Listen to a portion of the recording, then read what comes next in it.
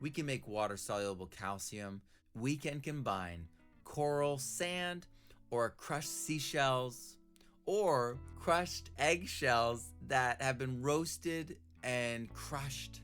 We can combine those with acetic acid, with vinegar, any vinegar that's 3% acetic acid, in a jar or any other container that will allow for that vinegar to work on those dried and roasted and crushed eggshells, because you need that surface area.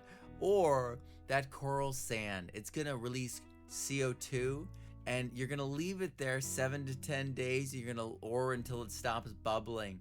And then the reaction's finished, where you have new water, you have soluble calcium.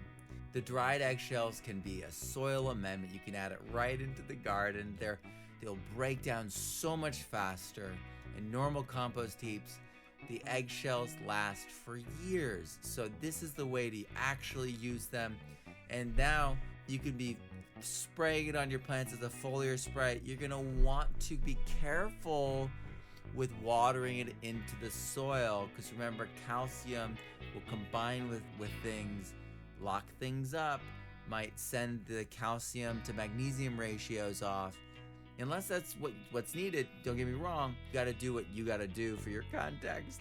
But this is like a classic chemistry experiment, like with the egg being put in the vinegar and it dissolving the shell. That's all we are doing. We are doing the chemistry and unlocking the calcium from the eggshell matrix so that it can be reconstituted as the shell, well, really the cell wall that is protecting our plants, because the calcium there goes to the calcium there. Calcium is king. This is cell wall integrity. This is how we get that firm fruit. We need this.